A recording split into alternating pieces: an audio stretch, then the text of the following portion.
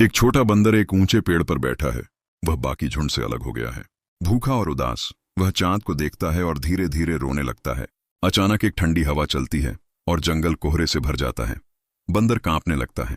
कोहरे से एक लंबी औरत निकलती है जिसकी आंखें लाल हैं, बाल काले हैं और एक रहस्यमयी रोशनी है।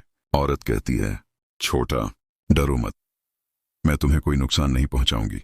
औरत पेड़ से एक आम तोड़ लेती है। बंदर पीछे हट जाता है। औरत धीरे से कहती है, मैं दुश्मन नहीं हूं, क्या तुम्हें भूख लगी है? बंदर डरते हुए फल खाता है। खाने के बाद बंदर औरत को देखता है। औरत की आंखों में भी अकेलापन झलकता है।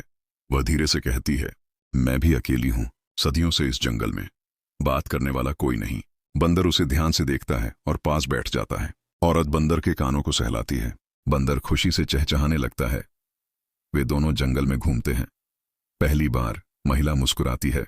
अगली रात महिला और बंदर नदी के किनारे बैठे हैं। महिला पानी में हाथ डालकर लहरें बनाती है।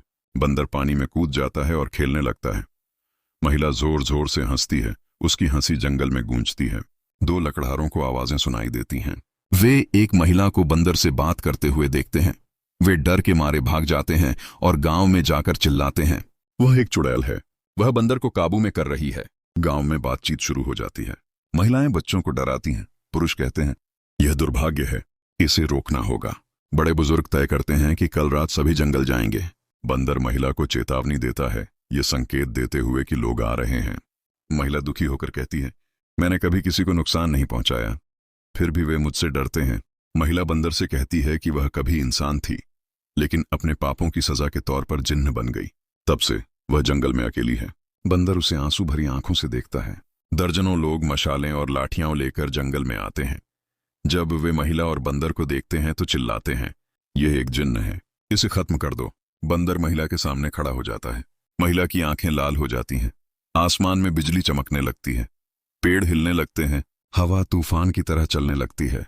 गांव वाले डर के मारे पीछे हट जाते हैं। बंदर महिला को पकड़ लेता है और रोने लगता है। वह चिल्लाता है मानो कह रहा हो, मत जाओ। महिला के चेहरे पर भी आंसू बहते हैं। महिला धीरे से कहती है, अगर मैं यहां रही तो तुम्हें चोट लग जाएगी, मुझे जाना होगा। बंदर जमीन पर बैठ जाता है और विलाप करता है। महिला बंदर के पास झुकती है और उसके माथे को छूती है। फिर धीरे धीरे वह धुंध में गायब हो जाती है। बंदर पागलों की तरह चिल्लाता है। वह पेड़ों पर चढ़ जाता है, जमीन पर गिर जाता है, फिर आसमान की तरफ देखकर रोता है। यह दृश्य देखकर गांव वाले चुप हो जाते हैं। अगले दिन गांव वाले कुछ लोगों को पछतावा होता है कि उन्होंने उसके साथ अन्याय किया। बंदर अब फिर से अकेला है।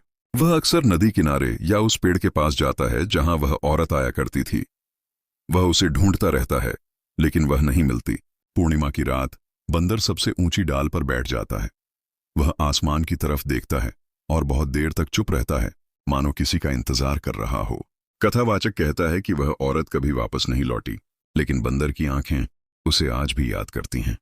शायद यही सच्ची दोस्ती है, जो न मौत से टूटती है, न ही जुदाई से। यह थी बंदर और औरत की कहानी। अगर आपको वीडियो पसंद आया हो तो इसे लाइक करें और चैनल को सब्सक्राइब करें।